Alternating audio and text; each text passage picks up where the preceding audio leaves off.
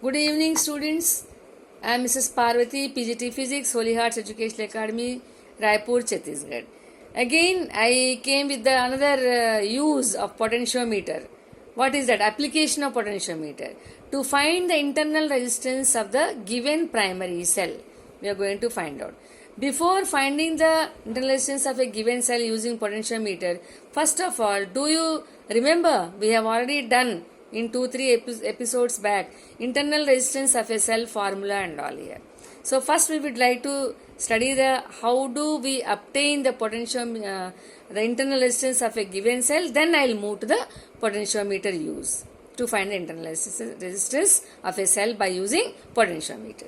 So first of all, the potential difference between two electrodes when the cell is open circuit is EMF of the cell. You know it, right? The potential difference between two electrodes when the cell is in closed circuit is given by V is equal to E minus IR.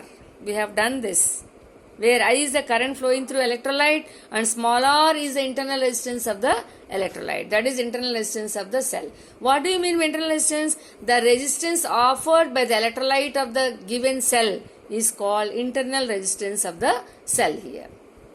Okay, but cell and R are in parallel. So the whatever PD takes place across the battery and across the resistance is one and the same here.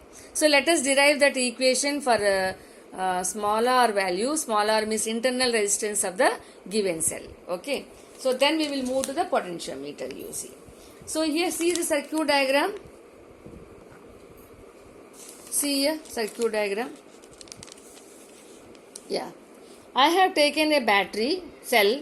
It has got some internal resistance R and there is a key here, and these are the two ends of the wire. Resistance I have taken here. External resistance is connected. External resistance is connected here. Right?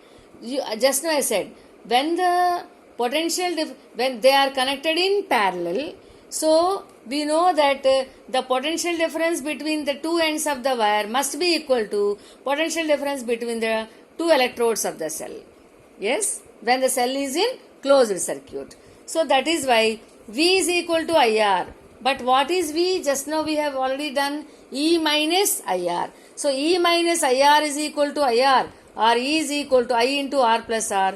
Or we write here R is equal to E minus IR by I, or E minus V upon I here. So E minus V upon I. What is I? V by R. So we got internal resistance formula is E minus V upon V into R.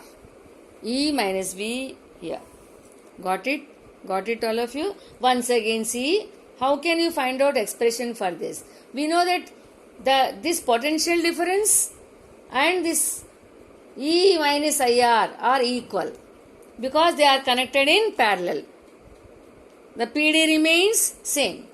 So this rearranging the terms we are getting here, E minus IR by I is equal to small r, or IR. What is IR? V upon I. But what is I? V by R. So the internal resistance is given by, what is the formula? E minus V upon V into R, capital R.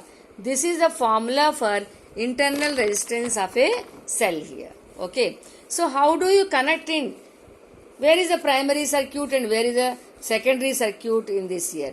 Now let us move to find internal resistance using potentiometer. We are going to start now. This is a circuit arrangement. You know this is primary circuit. It is not changing key, rheostat and battery as usual. There is no change here. And from A here, one cell you connect here, that is whose internal resistance is to be determined, and resistance box you connect and one key here. Then galvanometer another into jockey. These are the connections here. First, how to find out? We know the formula for R. What is R? R is equal to E minus V by V into R. I don't apply any resistance box here. This key is opened. Then whatever the balancing length we are getting here N1 will be equal to that of the potential difference between A and 1 is same as potential difference between the two electrodes, here. You know it here. Because they are parallel here. Okay, so we write here E is proportional to L1. L1 is the distance. From A to N1, the distance is what? L1 here. The length of the wire is. So, we write first one E is equal to KL1 and V. How can you V? You will put the key here, take out some resistance from the box. Then what happens this time the reading here, find out the balancing line. It will become N2 here. AN2 is the balancing line. Then we write V is equal to K into L2 here. Substitute the values in our equation. We will get K into L1 minus K into L2 upon KL2. K common factor, K and K gets cancelled here. So we get L1 minus L2 upon L2 into R, where R is the external resistance connected here. In this way we will find out here. In the examination, if it comes, draw circuit diagram, derive this equation and draw observation table empty. No need to write the readings here, but columns. R L1 L2 small r into is equal to L1 minus L2 upon L1 here. Okay, children? It's clear? So, in this way, we are finding the value of L2. This is L2. Yes, L2. L1 minus L2 upon L2. In this way, we will find out the internal resistance of the cell here. Okay, draw the observation table like this. R value, L1, L2 and small r here. In this way, we are going to find out the internal resistance of the cell. On what factors internal resistance of the cell depend? It depends upon distance between, directly proportional to distance between two electrodes, inversely proportional to area of the electrodes dipped in electrolyte, and it is depending on concentration, inversely proportional to the concentration, number of atoms present in the solution, electrolyte. Also, I told you amount of current drawn from the cell. These are the factors. If you want, you can do the project also in the lab. We will provide you potentiometer and you can find out the different factors on which the internal resistance depend.